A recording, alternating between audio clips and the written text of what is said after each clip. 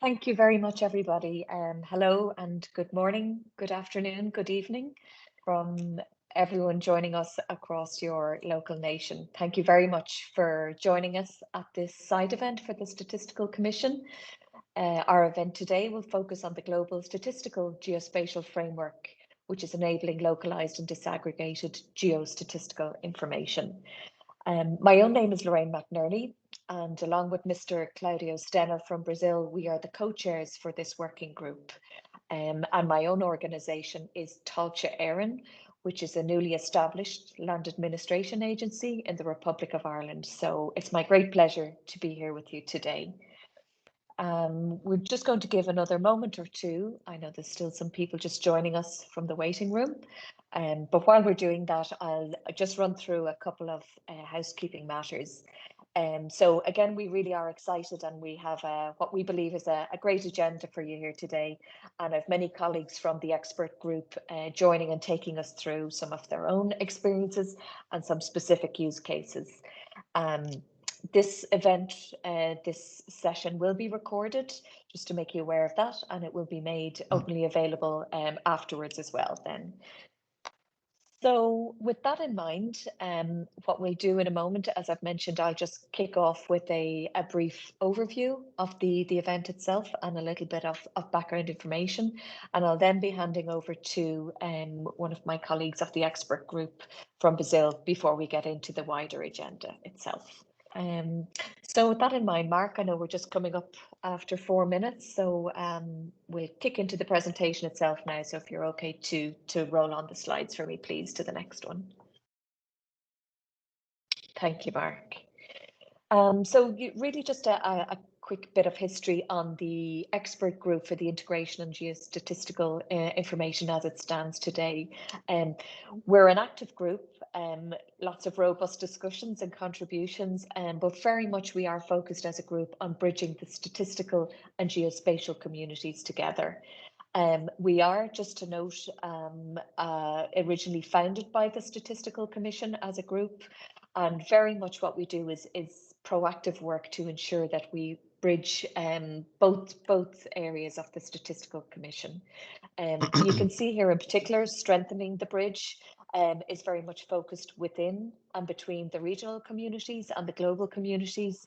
Along the left-hand side of the slide here, you can see many of the various groups that we have representations from and that interact with, and right through member states into the actual UN expert groups, into the Statistical Commission and into ECOSOC itself. So thank you, Mark. Next slide, please. So really just calling out, as I've mentioned, we are mandated by both the Statistical Commission and by UNGGIM. And some of the key highlights from some of the previous decisions are noted on this slide here. Just calling out in the Statistical Commission decisions 54/118 in 2023, that was really calling out that we as an expert group urge the continued implementation of the GSGF as part of our work programme.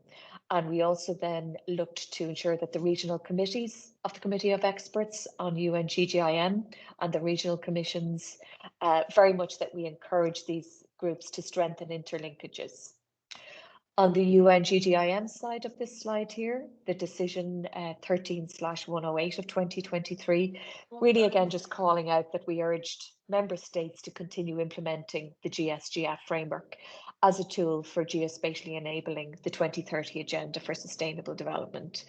And we also, in terms of climate change and disaster resilience, we saw that our work would continue to contribute and that the framework in particular would help at regional and national levels as well. So just as a link at the bottom of the slide here to show that our Commission report is now online and it's under the link as you see it here and available under 6 languages. Thank you, Mark. Next slide. So I suppose just many of you will be very familiar with this diagram. It's been something that previous co-chairs of the expert group were very involved in, and we very much see that the key principles have stood the test of time and are still extremely relevant for the Agenda 2030, but also across many of the challenges we face across our countries and nations. So this slide, you can see we have the inputs and outputs, so geospatial and statistical information, with the outputs then providing for things such as harmonized and standard information, really data for decision making, for analysis, and really for being used as solid grounding data and information. But just to call out then, really the key principles is around accessible and usable data, statistical and geospatial interoperability, the use of common geographies, the use of geocoded unit record data, and also then the use of fundamental geospatial infrastructure and geocoding. So I suppose you'll see this diagram through many of the slides and interactions for the rest of this session. But just to call out that if you haven't come across it before or would like to read in more detail, we have the link at the bottom of this slide for the actual document itself. Thanks, Mark. Next slide. So yes, just also to make reference to the GSGF, or the Global Statistical Geospatial Framework, has now been translated into a number of languages. So we have Arabic, Chinese, English, French, Portuguese, and Spanish. And we really would like to thank many of the expert group members who've taken a leading role in ensuring this translation and keeping it up to date. And we also then have, as we have here, the Chinese, it's in Mandarin. For Canada, we have French, ECLAC and others in Spanish, and Brazil, thank you for the lead on the Portuguese, and the Kuwait colleagues translations into Arabic. So again, just to thank you, we really are, as you can see, a wide variety of group members who provide contributions in many different ways. We also then have two other elements, and one of those is the GSGF implementation guide. And that implementation guide has been endorsed by both the Statistical Commission and UNSCGI. But what we also have is the national and regional experiences of implementing the GSGF. So to call out that these are in a nutshell, experiences of how it's implemented by 29 member states and across the two regional commissions. And it also provides examples of how it has assisted in the response specifically to COVID-19, but also with other national implementations. So thank you, Mark. Next slide. So Adelante. I suppose just calling out, oh, excuse me, I think we just have Alvaro, I think if you could mute. Thank you, Mark. So really just to call out in terms of the strategic direction of the expert group, I suppose first up to say our work programme and our interactions and our work programmes cover many different and multiple fronts. It can be quite dynamic in its nature, and as I've mentioned already, we have representatives from both communities, which really gives us a strong view on matters and a strong contribution to both sides of our group's expertise. You'll be hearing about many of these today and from colleagues, but I suppose just to call out that, as I've mentioned, it's a multiple element of how we contribute our work, and that's from regional coordination, from communication and promotion, from really pushing the benefits of the IGIF as well to the statistical domain. And a huge amount of our work programme and our activities are around capacity building and also reviewing the GSGF as well, and continuing to keep it up to date with new entities such as we're touching on today, Earth observation, AI, really just ensuring that our work is relevant and up to date for UN business. Thank you, Mark. Next slide. Yeah, so I suppose just to call out, I've mentioned in that previous slide about the capacity element of our group, and just to call out specifically the high-level seminar on the integration of statistical and geospatial information, which took place towards the end of last year. There were many parties really directly involved, but I would like to pay specific thanks or special thanks to Norway, the US and the UK, who really led our group's involvement in this.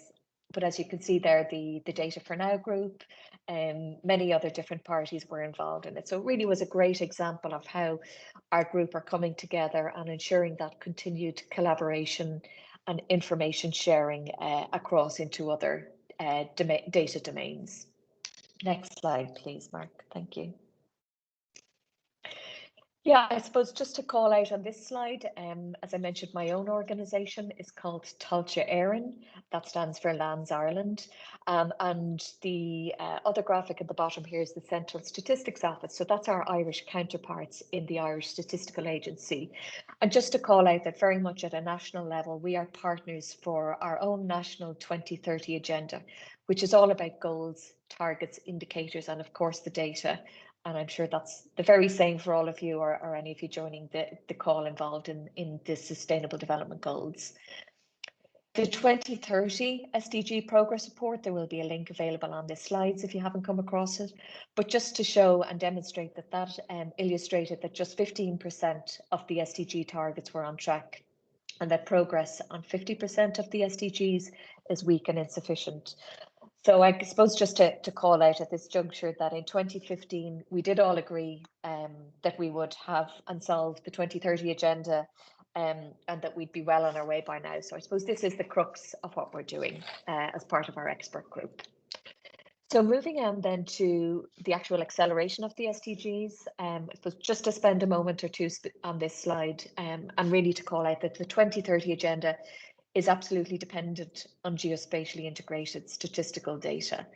And just to call out that SDG target 17.8 calls about, the increase of availability and of high quality, timely and reliable disaggregated data is key to the successful implementation of it.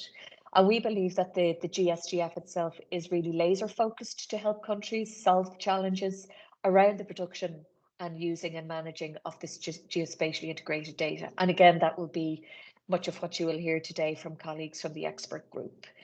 Just to call out that the expert group is working to incorporate new technologies and data and innovations, including the likes of Earth observation, big data and AI.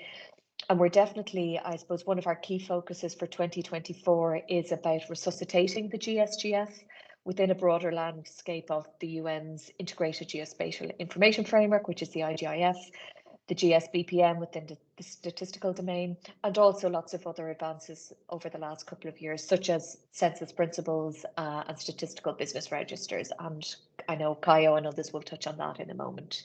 So next slide, please, Mark. Thank you. Yeah, just I suppose a quick run through this slide, maybe starting from the bottom up. Really, the GSGF is an enabling framework, and that pulls in lots of different data sources. So you can have census data, survey data, administrative, lots of different data inputs, and including Earth observation. And once you have an X and Y coordinate or addressing and point geometries, that then allows you to build up this concept of the common geographies, both through administrative geographies, through gridded geographies, and moving then up the stack. I suppose the key point is that these key principles, once they're adhered to, ensure the release of data with data privacy, confidentiality, and protected geospatially enabled statistics. But really the key principle here is the same, is that the principles for good management and good geostatistical data management, once that's the data inputs are there, really allows you to build on it and reuse them for lots of different sources and purposes. Next slide, please, Mark. And really building on that, so just the same concept, how do we focus on using the data? So this is around localized and disaggregated geostatistics. I'm really looking forward to embracing both existing, but obviously as well, new and novel data sources. Key point here is really that we very strongly recommend using, the data, but X and Y coordinates for all statistical unit records, but also then the traditional data sources like census, once they're geocoded appropriately, it's possible to create them, really make them hugely valuable data sources through common geographies, and providing them as evidence-based usage for decision making. Next slide, please, Mark. And again, just building on that same concept, this embracing of existing and new and novel data sources, when they're integrated in accordance with the principles of such as the GSGF, but also other standard frameworks and endorsed frameworks, they really do become accessible for analysis from comparative purposes, not just for census data, but for many different sources. But once those fundamental principles are there, they persist across it. And just to reiterate, we believe that the GSGF is really an excellent tool and framework to help deliver on this agenda. Final point here is that the GSGF does promote seamless comparison, as I've mentioned, for these diverse data streams. And really, I suppose, parting comment on this is that what this really allows and unlocks is the insights from both traditional and future and new data sources once the principles are adhered to. So next slide, please, Mark. And I'm also done with my introduction piece here. Maybe just two final points before moving on to our next speaker is to say we are a group, we're a group of over 30 individuals who meet frequently, we meet consistently. We're, I suppose, very, I would say, passionate about what we do. And in particular, we want to stress the importance of the role of the GSGF in facilitating the production of geospatially enabled statistics for, as I've mentioned, data-driven and evidence-based decision-making. It's core to what we do. It's the key to why we're, I suppose, as a group we're in place, but also looking to drive and develop it going forward. So just to share again, we are your expert group. We are experts from over 20 national statistical offices from all regions, and we're also working to ensure the integration needs of the 2030 agenda for the SDGs, for the next round of population of housing census, but also that other functional areas of the Statistical Commission are met. So thank you, Mark. My last slide is coming up, which is really just a quick run through of our agenda for the remainder of this event. So my section is finished off here now, which is just the introduction and why we need localized and disaggregated geostatistical information. So with that, I'm going to hand over to Mr. Caio DeFranco, who will take you through Brazil's presentation around advancing population and housing census. So over to you, Caio. Thank you.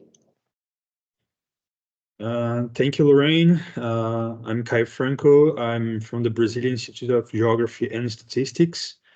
I'm also a member of the expert group on the integration of statistical and geospatial information, and the chair of the testing tree of the expert group on the revision of the principles and recommendations for housing and population census. The main goal of this presentation is to show the work that we are doing since May, June last year to develop more geospatial information and integrated information into the principles and recommendations for population housing census.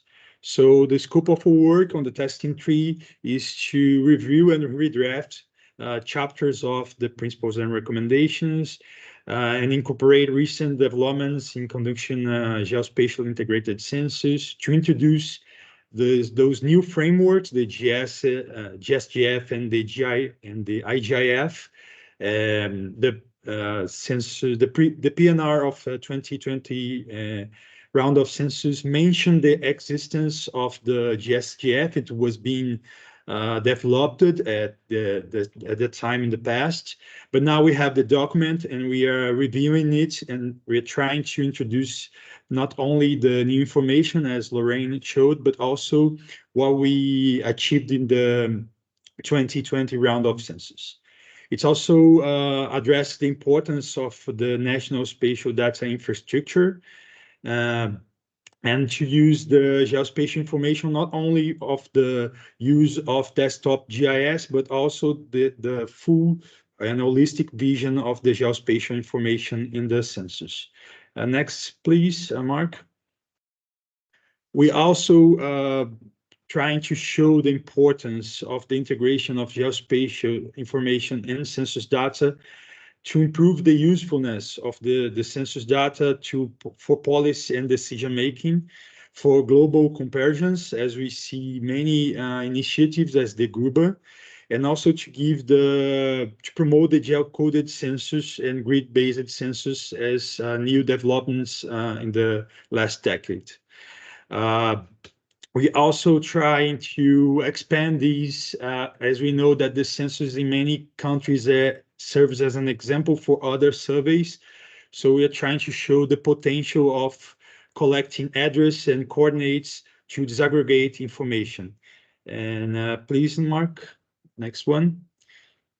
So as Lorraine mentioned before, the GSGF is a fundamental framework in the preparation of integrated census or surveys and provide more efficient results in the case of census at all its stages, not only in disseminations with common geographies, but also to do the supervision and the coordination of a huge operation as the census usually are in many countries.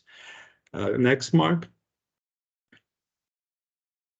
We are also introducing the UNIGIF, the Integrated Geospatial Information Framework, understanding that for the NSOs and Census Bureau, they will understand themselves as important producers or consumers of geospatial information, and to provoke or to engage them to integrate into the geospatial ecosystem or national spatial data infrastructure of the countries. So in many times we see that we have the national geospatial agents with some information, the NSOs with other information, and with combine these information, we can achieve new results, achieve new methodologies. We can save some money, of course. So it's what we are trying to show in the benefits of the IGIF for the statistical community. Next, Mark. So here are some examples of the use of geospatial or integrated information in the census operation. He is a part of Brazil in the state of Bahia, and we can see the yellow dots are the coordinates collected in the last census, the 2022 census in Brazil. And we see some territorial or distribution of populations. So we see some concentration of dots.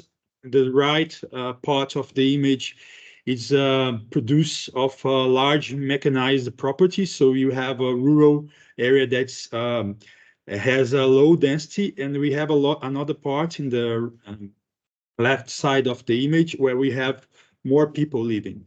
It shows the patterns. It can be used in the analysis, but also can help us in future surveys and future census to see where the people are. So it's something that can be used in the part of preparation for the next census, in the current census, and for analysis in the future.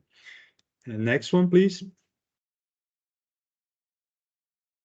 Here is another example in the region of the Amazon forest in Pará. So here we can see people living in the riverside. So it's a pattern of occupation. And many times you have the dynamics of the river. So we can see that people live there, but in a part of the year they can move to other parts. So it's important to have these coordinates, and the future situation planning another census, we will know that people used to live there or they were living there. So it helped the supervision of the census. We can also see that the urban area in Cametá, a huge concentration of population. So it's another strategy. It's different from the people that live in the islands in the river. So it's also help us with the logistics of our operation and census. Next one, Mark, please. Another use of geospatial information, we have the geofencing, of course, so we can show alerts for our enumerator that he's on the wrong side using the position of the GPS or GNSS. But we can also use IBGE in Brazil are using the US Census Bureau, the Australian Bureau of Statistics, they use this technology to open some specific questions or questionnaires for specific population groups using GPS position coordinates. So we know that in many cases the census has a lot of questions, and it's something that sometimes is a challenge. People don't want to answer a large questionnaire. So, and many times we just want to ask or to interview a part of population with those specific questions. So we can use the the GPS to open specific questions for this population and doing a specific area. So the question will only open in this area that is previous mapped. So it is a use that we in Brazil had with the traditional population, with quilombolas, and also with the native population. So some questions we only answered where we knew that people from native population lived or quilombola lived. Quilombola is a population that they are derived from African population. They have their own costumes here in Brazil. Next one. So we used also the coordinates to have the supervision of field operations. So in the image, we can see that the yellow dots were the areas that our enumerators already had done the work.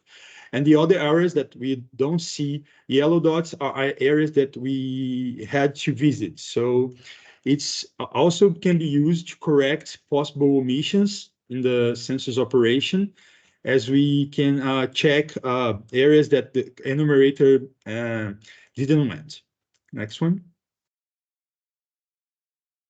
Here it's we are using information from the census and also administrative records. The blue dots are addresses provided by the electricity companies to the national electricity agents. So it's administrative record. So we knew that people lived there, and we had to have the yellow dots, our census coordinates, close to these dots. If we have the blue dot and we don't have the yellow dot, it could be a possible omission in our census. So it's something that we had to, information that we use to control. And we know that in many countries, the administrative record is something that people were trying to incorporate on the census as social economic information, but also can be used as geospatial information. Next one. Here, it's also the information from our census. The red dots are households that refuse to receive the enumerators. In Rio Branco, Acre is the northern part of Brazil. And we can use these red dots in the process of doing a census to have our marketing actions concentrated in some areas of the city, so we can save resource from doing a specific geographical marketing publicity in these areas, trying to reduce the refuse of our census, but also can be used in the next operations, in the next census and surveys, to show the areas that are more critical, usually reach areas that refuse to answer our census. So it can be used in the future to better plan the census. Next one. We also can have the track of the enumerators. It can have a lot of use, of course, to monitor the enumerations during the census. We use 3G and 4G networks to try to follow and to supervise the work almost in real time. But the tracks of our enumerations can be used for the national geospatial or national mapping agents to improve the road and waterway mapping, as we have all the territory, in the case of Brazil, being covered by our enumerators. Next one. Of course, when talking about integrated information and we have the SDGs, some information will be only achieved if we have statistical and geospatial data integrated. So here's an example of the SDG 11 of the proportion of the population that has convenient access to public transport. So we need data population from the census, but we also need information from mapping agents, as we have the transport systems and all the public transport stops. So here is an example, and the SDGs, they have a lot of examples of the importance of having integrated information. Next one. Lorraine already mentioned the importance of common geography. So when we are working with the census, we know that some common geographies are more used, and we are developing new ones, like the grid and the GUBA as an example. But when we collect the coordinates or the address, we can use the information in many common geographies.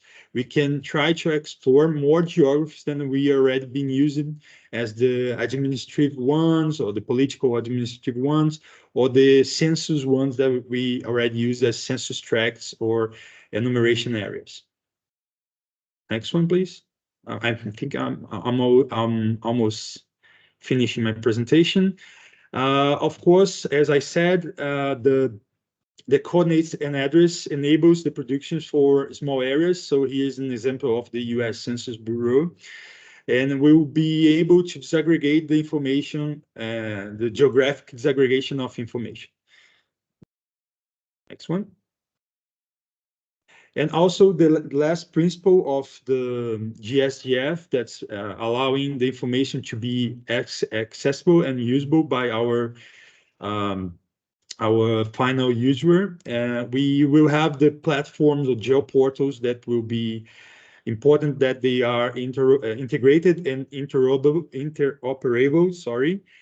So standards and information integrated will be important to allow these to work. I think we will see some of these examples in the next presentations. The next one.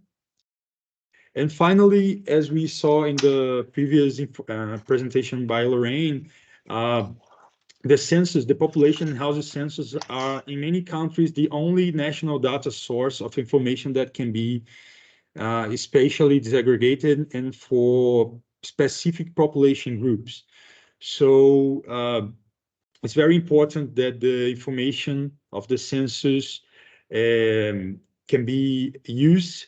And as we have the SDGs and the 2030 agenda, and the main objective of the 2030 agenda is to leave no one behind, we see that the census is a powerful tool to have this information. So we are planning to the next round of census, the 2030 round of census, that will be our last round of census in this agenda. So will be used to check the information to make the comparison with the 2010 and 2020 round of census. So we are trying to integrate and to bring as many information as possible to allow countries to have the best information to check their advances in the 2030 agenda. Next one. And this is just, I think it's my final slide. We did the work last year, so we have this first phase of revision. We are starting the second phase of the revision of the principle and recommendations. We'll be doing it until May of this year, and the main goal is to submit the principle and recommendations in the next the Statistical Commission of the next year, 2025. So I think it's my last slide, Mark. And thank you very much for your attention. I'll be here for further questions. Great. Thank you very much, Caio.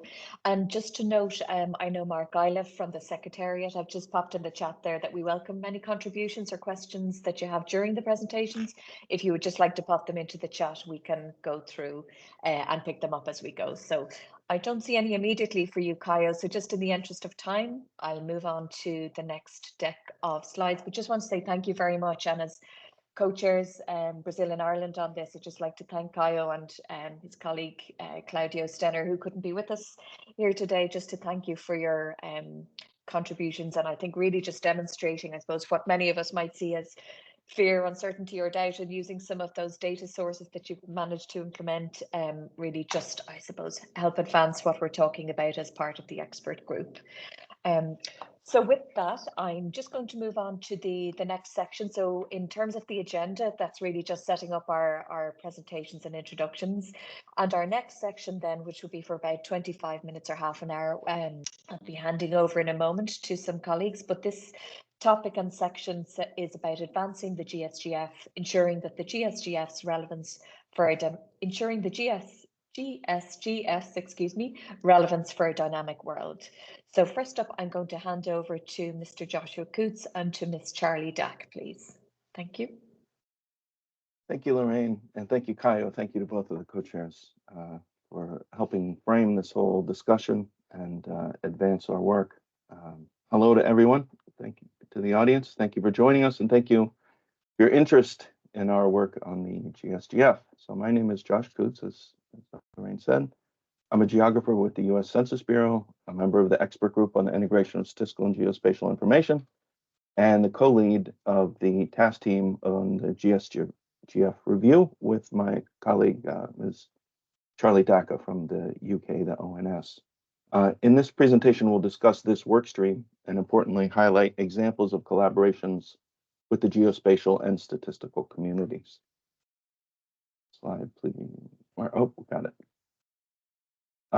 So developed by the United Nations Expert Group, so the EG, the Global Statistical Framework provides a mechanism to integrate statistical and geospatial information. That's really the role of this group. And this was one of our first work products, the GSGF. Developed by experts from both the statistical and geospatial information communities, as reflected in our joint mandate from the UN Statistical Commission and the United Nations Committee of Experts on Global Geospatial Information Management, the UNGGIM. So we have a mandate from both bodies. The GSGF enables the production of harmonized, standardized, integrated, and geospatially enabled statistical data to facilitate data-driven decision-making, as Kayo described there, gave some really fantastic examples of this work. Through the adoption of by the UNGGIM in 2018 and the United Nations Statistical Commission in 2019, the GSGF has been recognized and accepted as the bridge between these two communities. Next slide, please, Mark. So for this work stream, the advancement of the GSGF, the review of the GSGF, we want to support a greater adoption and implementation of the GSGF globally. And we also wanted to ensure that it remains relevant to meet the changing needs and challenges of our world. From its initial draft, it's always been understood that the GSGF is a living framework to be enhanced and further elaborated as needed. That was the intent. A lot has changed since the GSGF was adopted by the Statistical Commission in 2019.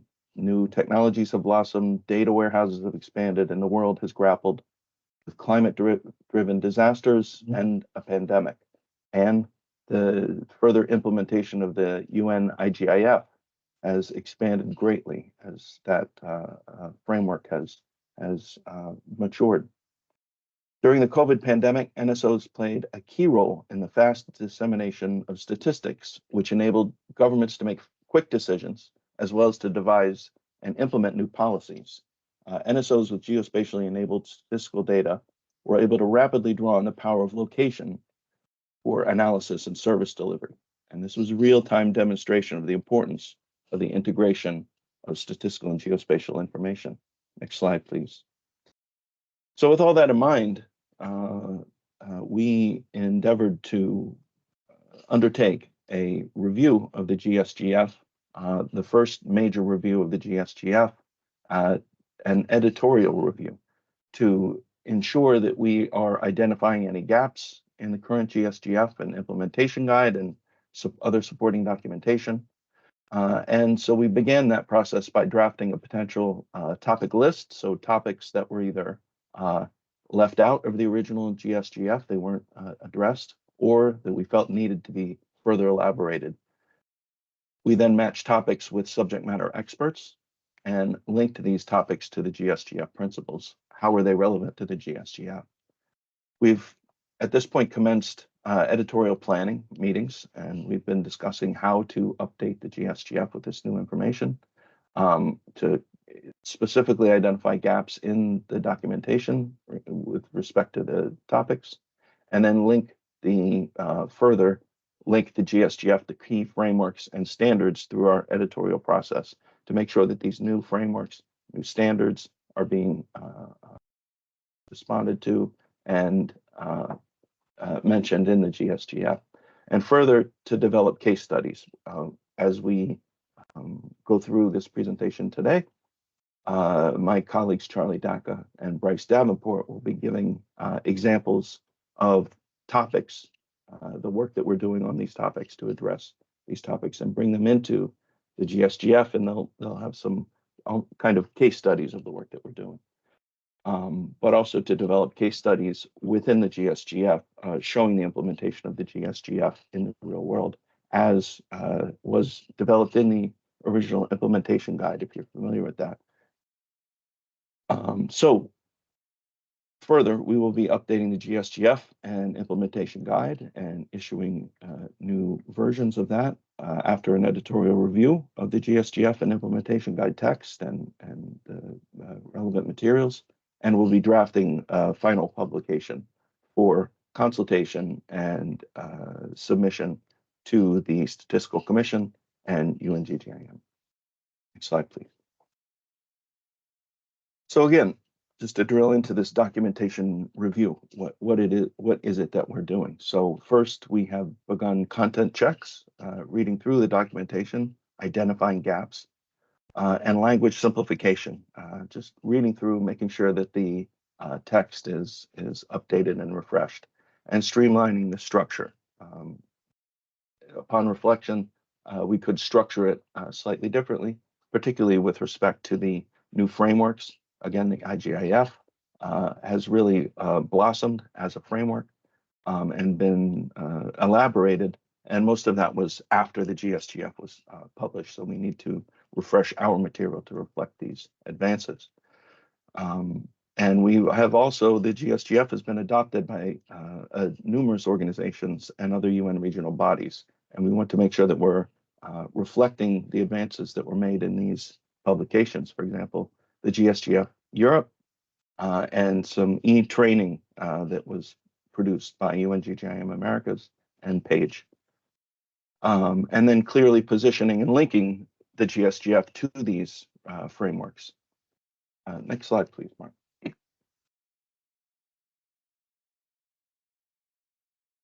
So in teal, these are the main topics that were addressed within the GSGF. Many topics were mentioned, but these are had the most elaboration in the original GSGF as it currently stands. Geocoding, common geographies, interoperability, privacy and confidentiality. We're reviewing those to make sure that we were refreshing that material. But importantly, in the green section to the right, these are new topics that were mentioned in the GSGF, but either need to be updated to reflect recent advances or need further elaboration and to have additional text produced to reflect where we're at today with these topics. Next slide, please.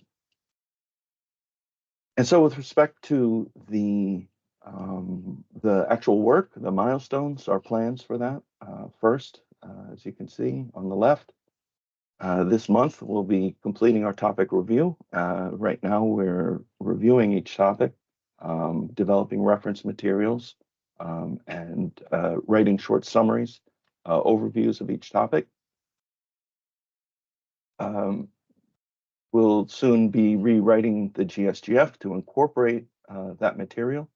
And during that period, we will be, as we are today, reporting out to the Statistical Commission and sharing our work. So over the summer, we will be rewriting and actually taking the research and materials that we've developed and incorporating that into the GSGF implementation guide and other materials. So by July, we'll be wrapped up. That'll be our final call for any new work, really the wrap-up call for any new work. And in preparation for a UNGGIM. We will be then submitting some of these background documents and providing a report on the GSGF review. We will be circulating that for the expert group to review, and we'll have discussions during our upcoming ISGI meeting in September, and preparing to submit the final documents at the Statistical Commission next year, at next year's Statistical Commission meeting. Next slide, Mark. So, as I promised, I'm going to be turning this over to my colleagues now to give examples of elaborations of the topics to see the work that we're actually doing and why we're doing it, and ground these concepts in the actual work so you can see what it is that we're doing. So I'll first be turning it over to my co-lead on this task team, Charlie Dacca. She's going to describe user-defined areas and her work with that. And then I'll be turning it over to my colleague from the U.S. Census Bureau, Bryce Davenport, and he's going to discuss the work he's been doing with big data and data science. And with that, I believe I will turn it over to Ms. Dacca.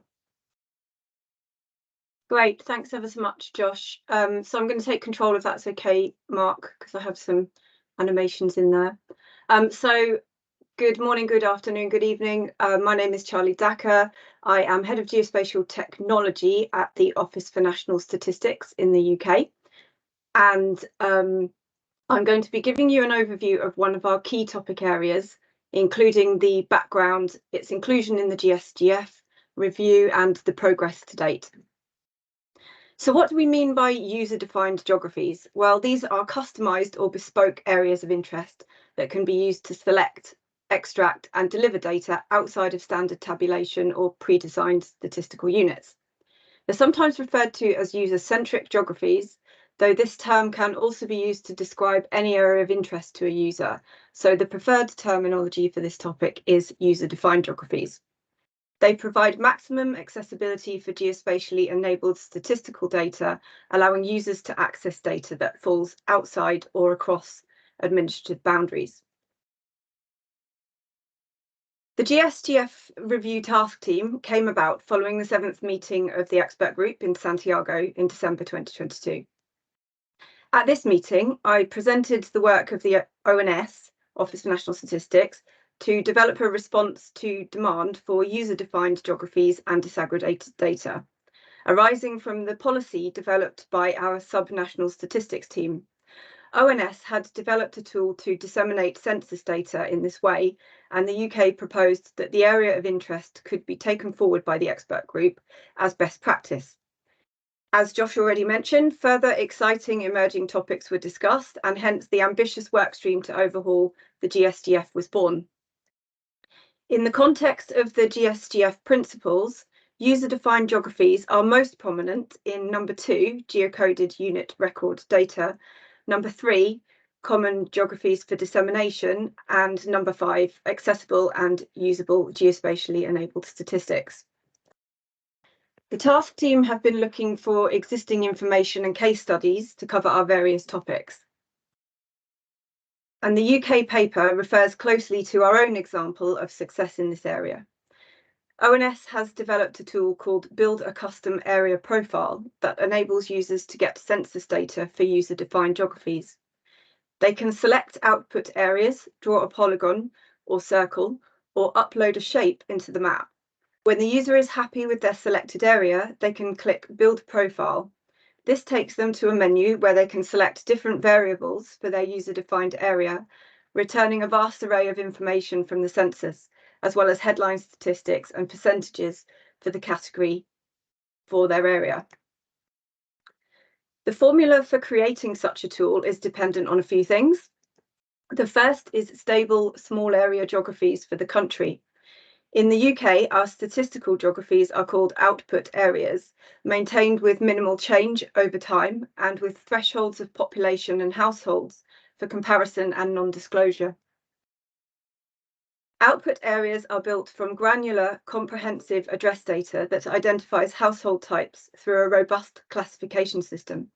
This address data is compiled centrally from local authority planning input.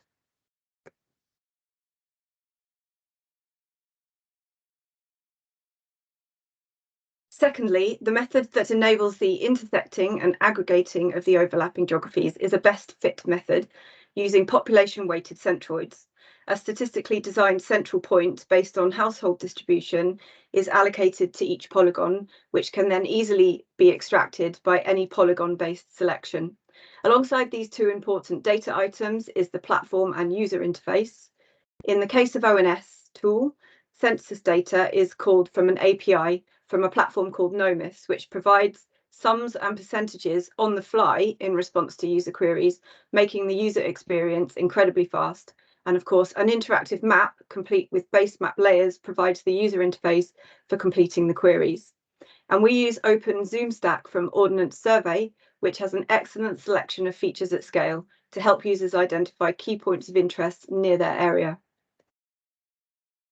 So as part of the GSGF review, I'm close to completing a scoping paper on the topic of user-defined geographies. We've not yet sourced any other comprehensive guidance on this specific topic, and this has given us the opportunity to do a bit of a deep dive into the UK case study. Within the timescales that Josh talked about for the GSGF review, however, we would still be interested in incorporating any other examples of best practice, and we have a milestone to gather all background information by March this year. I'm also interested in any offers to review the scoping paper, and then we can decide how best to incorporate this paper or the links to it within the revised GSGF. And that's it from me. Thank you.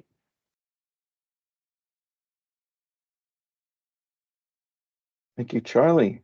And so I think we'll be turning it over to Bryce now, and Bryce will talk about big data and data science. But I did want to take just a moment and reiterate Charlie's comment there.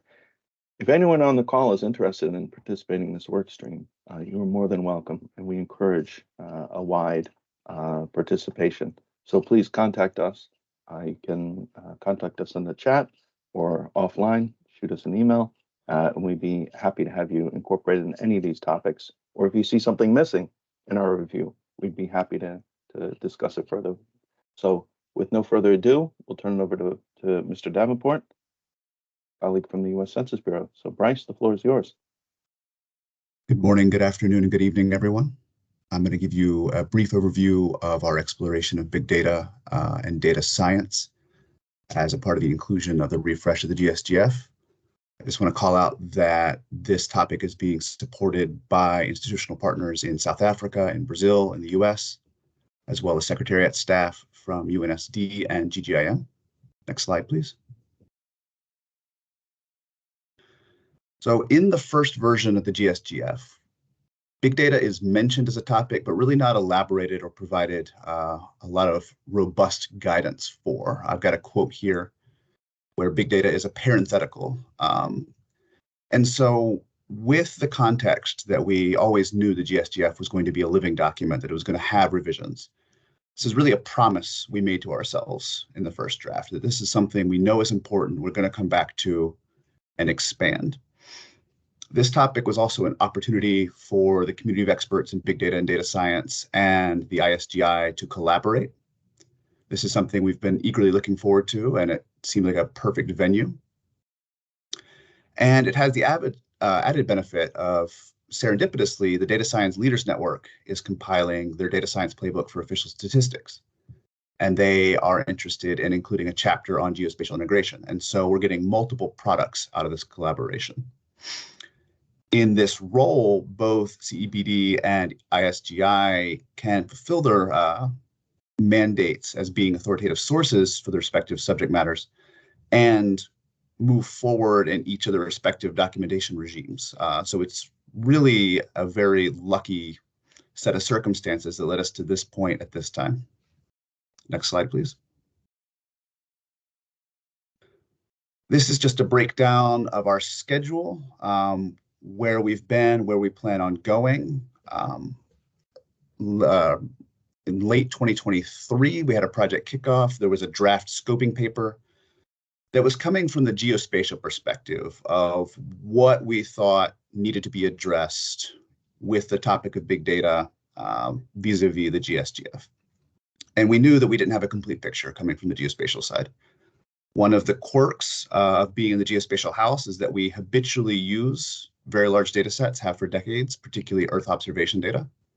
And so we are consumers, we are used to analysis, but we don't always have the best insight into the production of those data sets or what non-geospatially enabled big data look like and where the hooks might be for that collaboration. And so we passed this position statement, the scoping paper, around to the colleagues that I mentioned earlier and received a series of responses, questions, resources that we found very productive. And then on the statistical side, this material was presented at the International Seminar on Data Science for Statistics and Transport Communities that was held in late January in Dubai as a part of the second sprint for the Data Science Playbook. And we have just received a report back from the results of that, what the impressions were, how that panel went, and sort of where the Data Science Playbook envisions their own material going and how best we can support that. Moving into later February and March, we're going to produce a draft of the annex that we want to include in the GSGF and circulate that for comment and really push that out as far as we can to get as many eyes on it, because this is a topic that we found resonates with a lot of different groups. It seems to be very useful across the board. And so we want to make sure that the text we produce is addressing all of those needs. After that, on the GSGF document side, we're going to hook into the GGIM schedule that was presented in the earlier slide. But I want to emphasize that as a part of this collaborative effort, we are going to continue supporting the Data Science Playbook sprints and make sure that they also get the materials they need out of our research together. Next slide, please.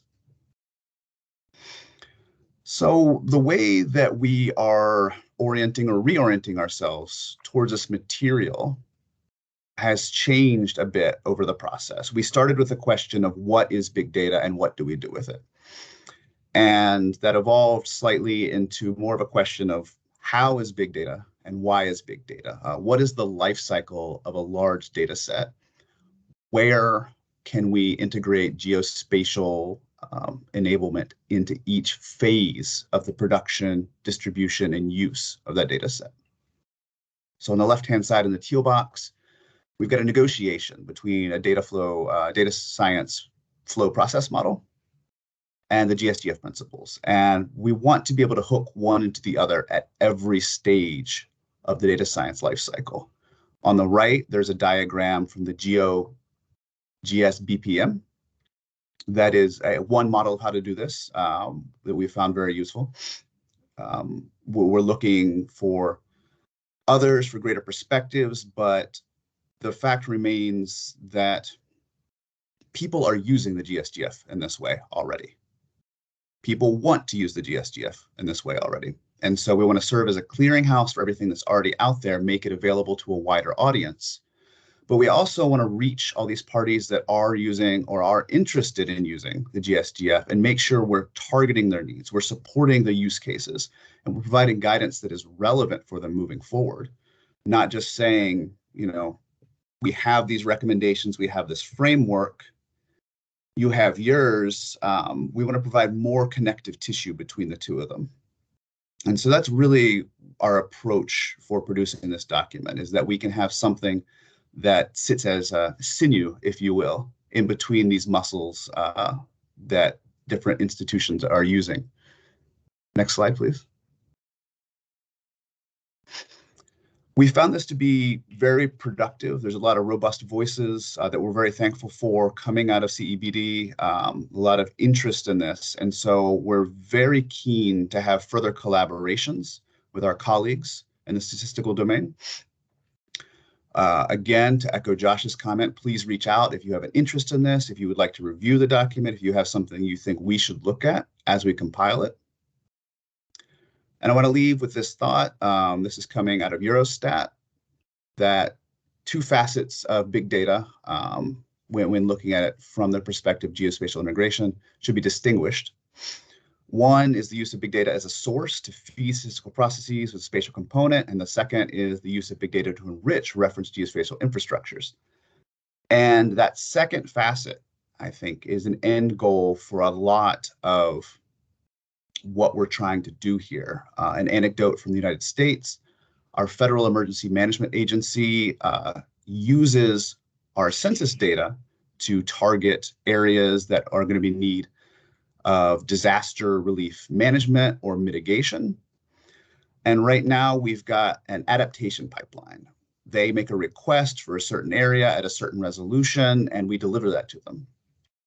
Ideally, as we move forward with tighter integration, can these National Statistical Office products themselves be enriched to the degree where they serve also as reference geospatial infrastructures? Can this be seamless from the perspective of people that need to use statistical data at a level that's geospatially integrated? So that's all I have for the moment. But if there are any questions, please reach out. Thank you very much, Bryce. And thank you, Charlie. This is a great presentation. I learned something myself, and I'm looking forward to continuing this work in the future. And I'll just reiterate again, if you found this interesting, please reach out. We'd be happy to collaborate with you or your organization. And with that, this closes out our section of the event today, and we'll turn it over to our colleagues for the next section of the event. Thank you very much. Thank you. Thank you very much, Josh and Charlie as co-leads, and thank you very much, Bryce, as well. I learned something too as well, Josh, absolutely, so thank you. I think that whole segment was just a quick summary of a huge amount of work ongoing within the expert group and members, and it's really, I suppose, a solid foundation for us.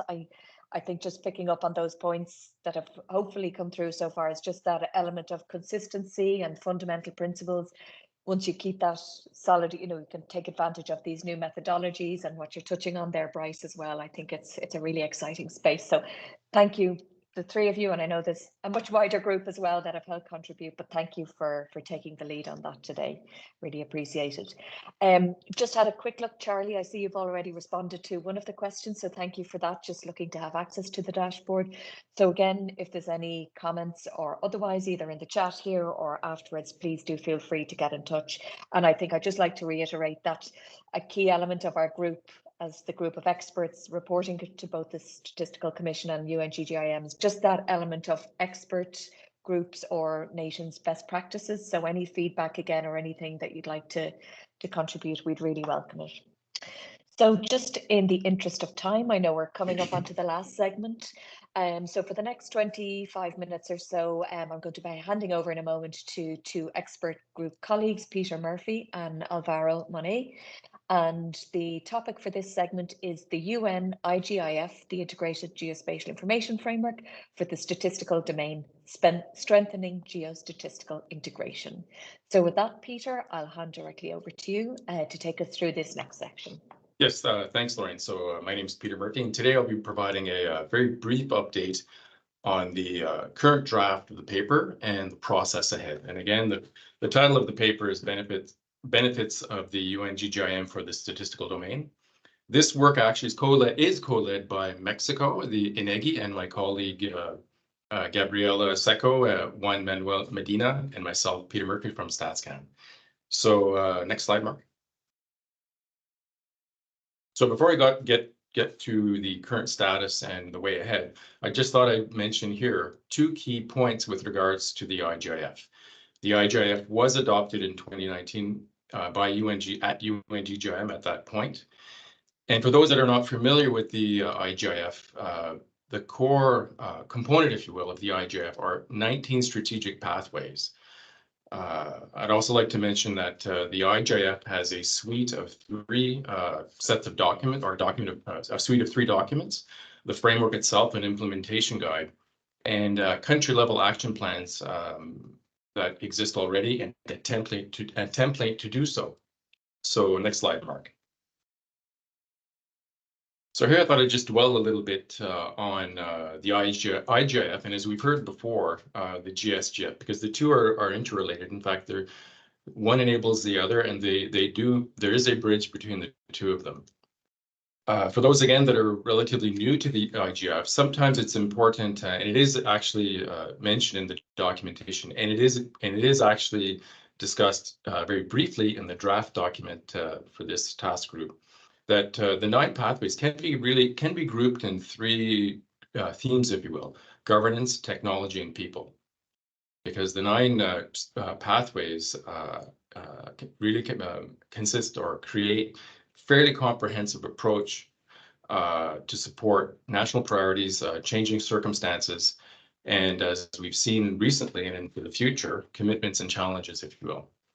Moving on to the GSGF, as mentioned before, and as discussed in the first version, and again briefly, of the GSGF adopted a number of years ago. Really, the GSGF is that bridge that integrates statistics and geospatial information. I think what you've heard here today, and you will read in previous documentation, and which will be illuminated, will be expanded upon in the version 2 of the GSGF, is that it in and of itself will lead to sustained data analysis, informed decision making at various scales, including local, national, regional, and international levels, if you will. So what does this mean for the NSOs and the various national statistical commissions, or systems, I should say? Well, it should lead to enhanced capacity. In other words, what is there now will be enhanced with the adoption of these and other frameworks. So how are these 2 frameworks interconnected? And again, this is touched upon in the draft paper that I'm discussing today.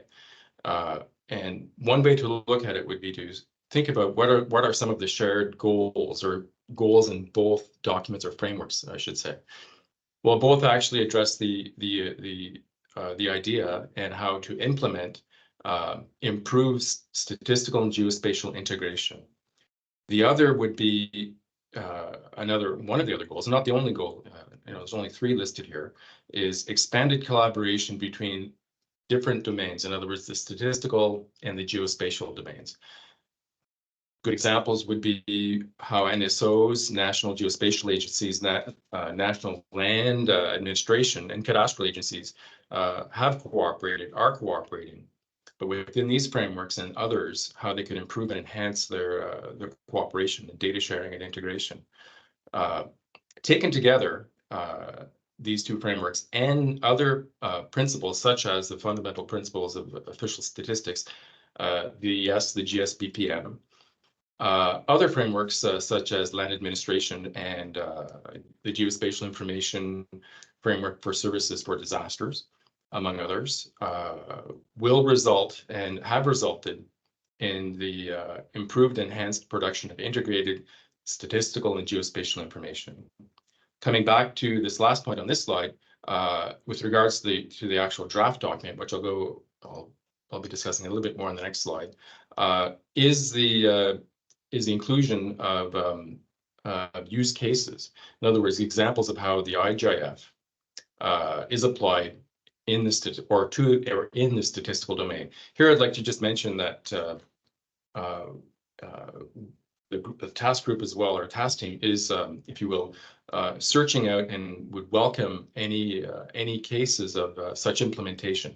And again, there are examples of countries or approaches that use one or combination of these pathways. So in other words, what has succeeded for you?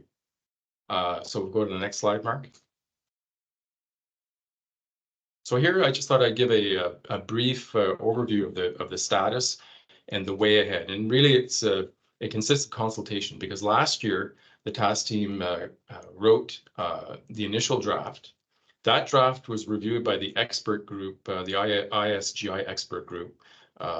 And by late fall, we received substantive feedback from quite a few members. Currently, the co-chairs, Lorraine being one of them, is reviewing the document itself. The next steps will be to provide that document, after our co-chairs have had a chance to review and provide some feedback, to the high-level group on or of the IGIF for their review and comment. That's a critical step. Subsequent to that, it will be going out for global consultation to the statistical and geospatial communities. probably in a concurrent sort of fashion. It will be presented, and we will be consulting at the next UNGGIM with the wider geospatial community. In other words, the document, if you will, the draft, if you will, or the current version at that time. Ultimately, it'll be submitted to the 56th Statistical Commission for endorsement, as was mentioned once or twice previously. So with that, next slide, which is thank you very much for your attention, and I'll leave it to Alvaro.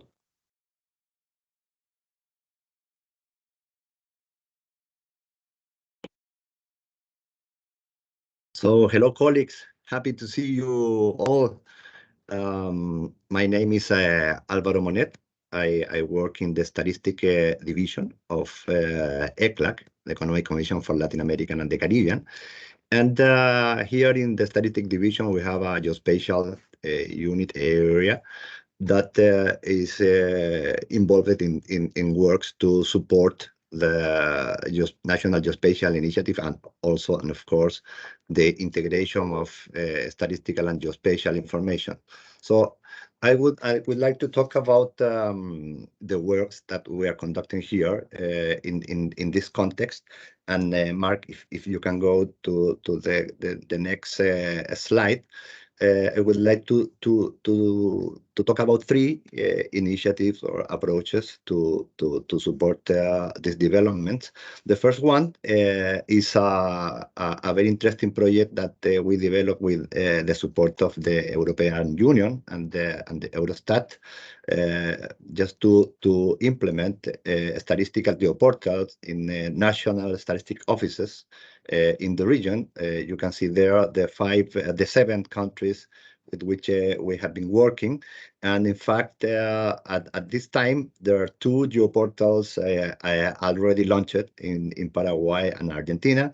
And in the coming weeks, the geoportal of the Dominican Republic will be launched, so that we see that these geoportals are very operative and useful. And if we go to the next slide, Mark, I would like to highlight here the close alignment existing between the geoportal and the components that are considered in the design, so that they are aligned with the 5 principles of the GSGF. So you can see, for example, in the base, the principle 1, the use of fundamental geospatial infrastructure. It is aligned with 3 components of the geoportal, which is the data collector, the microdata manager, and the geocoder. And in the upper side, the component or the principle 5 of the statistical geoportal, we can see there the components, the statistical geoportal itself, the dashboard and data bank, and others.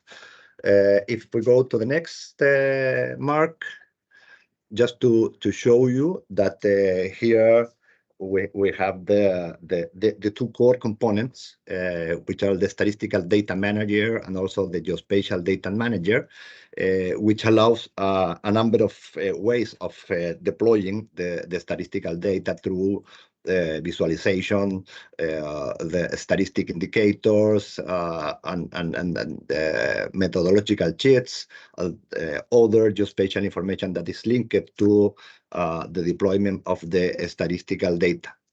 The next one. This is the implementation stage of the project, in which we have worked with the teams of the national statistic offices,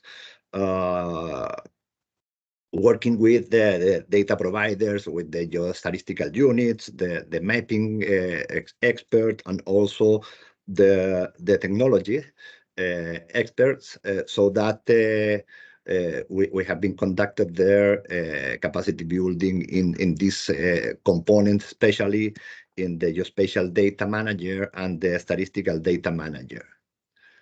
Next one, please. And this is the result, an expression of this is the visualizer in the geoportal. So the different data, and we expect here to be advancing in loading every time match and more just statistical data as the result of the internal work that is conducted within and with all the teams. Next one, please. And this is other project, and this is very interesting because here we are we have the approach on the integration of and the collaborative work within the geospatial and the statistical community. This is a project that we are conducting with 5 countries to strengthen capacities in the integration of statistical and geospatial information. And you can see there what are the most important objectives. We are addressing the adoption of geocoding methodologies, the use of common geographies, and to implement policies, standards, and good practices. And also anything that is very important, which is the national agreement between the national statistic offices and the national geospatial agencies. And finally, the purpose of the project is to elaborate a roadmap describing the action to integrate the statistical and geospatial information. Next one, please. We are right now in the kind of final stage of the project, which is conduct this workshop between the national geospatial agencies and the national statistic offices to elaborate these roadmaps and also to advance in the establishment of a kind of agreement that make possible and provides sustainability to this work of integration of statistical and geospatial information. Next one.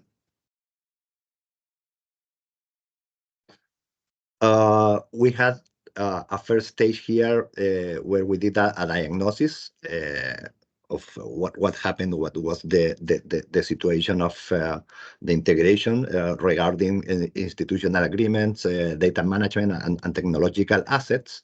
In that diagnosis stage, we identified needs on content that needed capacity building, and also we elaborated this draft agreement that I shared with our colleague Mark, just to see if this can be useful and for the process and for the expert group as well. Where and the draft agreement it is very related with the governance component. So we think that and in this link with the IGIF, we think that the strategic pathway on governance is very important to provide an umbrella to this process of integration of just statistical and spatial information, to create a working group and to have a terms for both organizations to work together. Next one, please. These are some examples of the contents that the countries in the diagnosis stage, they declared that these were the more important contents that needed to be strengthened just to support the process. So your reference, your coding standards, web mapping, and satellite images to produce statistics. Next one, please. And this is where we are today. We are doing a round of technical assistance missions to the countries beneficiary of the project. And what we are doing there is to discuss between the geospatial and statistical organizations the roadmap to make this process sustainable, to elaborate or to propose specific actions with responsibilities and also with deadlines. No, so we are trying. We are working on this. The project will be finishing by mid of this year, and something that is very important also is the revision and the discussion of the interinstitutional agreement. So the idea is that the both offices are able to sign this this document. Just I was saying to make this process sustainable in time. Okay, next one, please. And the third initiative or approach is the work that is being conducted under the UNGA and Americas Working Group on Integration of Statistical and Geospatial information. And here there is a very valuable work also, and the plan for this year is focused on the compilation of use cases and technical documentation regarding the GSGF. Also in our website to disseminate use cases and technical documentation. And in the right side of the slide, you can see that we have scheduled a series of regional workshops to analyze, to share the main contents and applications of the GSGF principles. Last year in September, we had a regional workshop on the principle 1, and in the first half of this year, we will be addressing the 2, 3, and 4. The next, please. And a second very valuable work in the regional as well has to do with the mega project. Here, there is a discussion on technical specification for updating the mega levels, going to a more disaggregated geographies, to as input to the geocoding processes. So we are in a process right now to ask the countries information about this disaggregated, these levels of disaggregation, and an objective and a purpose for this year will be the formulation of a proposal for the incorporation of geostatistical levels to mega. So this is a little bit an overview on the things that are happening in the Americas. There is quite much movement, I would say, and very enthusiasm and interest in the countries in advancing in these processes. So thank you very much, dear colleagues. And I think that we have the last slide to say with that. Great. Thank you. Thank you very much, Alvaro. And thank you, Peter, as well, for great contributions and I suppose a key part of our work program as well. So really appreciate that today. Mark, I see you've kind of commented back just on a couple of points and questions. Yeah, so all of the presentations from today are available on the Statistical Commission website. And Mark, thank you. You've shared the link to it. Also, as we said, any questions or even follow up, I appreciate this is a short event today and done virtually as well, but we really are open to any follow up discussions or contributions. So we continue to make note and welcome those. And Mark, thank you as well for sharing the e-learning guide for the GSGF link there. So just to ensure we keep time, I know many of you have other meetings and that to head on to. So I might just wrap up with, I suppose, a couple of comments of my own, first of all. And again, in the note on today's program that we had shared with you, I suppose a couple of key points really are that it's familiar to us and we work in this domain, but really I suppose the key point is that the integration of statistical and geospatial information, as we see it, is very much core or central to informing sustainable both local, national and global decisions, be it for climate change, natural disasters, security issues, food production, many other thematic areas, but all very much linked to delivering on the 2030 agenda. I know many of us in our tagline have this being the decade of action. So we really see this work and work programs having a direct contribution to that agenda. I suppose to note as well, we have mentioned that we report to both the Statistical Commission and the UNGGIM, and also the fact that ECOSOC, the Economic and Social Council themselves, have recognised the importance for national statistical and data systems to build these partnerships to interact with other actors, not just within our own domains, but also other relevant actors outside of official national data systems, really with a view to integrating statistical and geospatial information and to capture that granular data to effectively leave no one behind.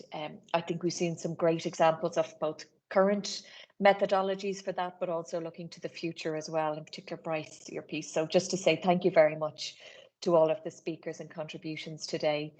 I suppose the aim of our expert group in putting forward the suggestion for this side event was to raise awareness, and in particular to raise the awareness for two of our key programs. So that was the revision and update of the GSGF, including the steps undertaken by the expert group to incorporate AI, Earth observation, big data, and lots of other innovations.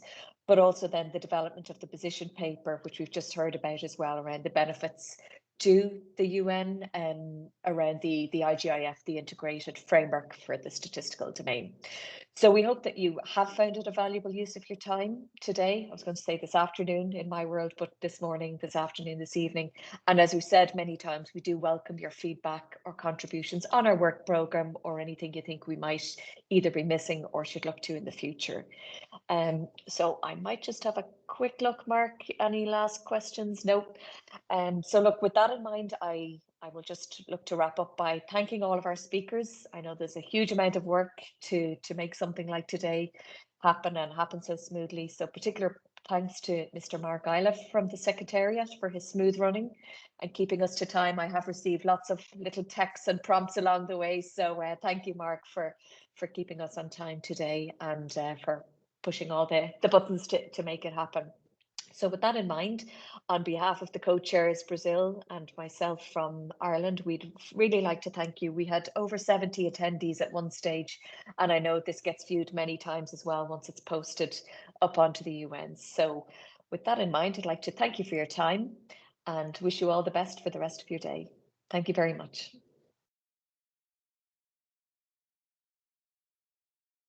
Thank you.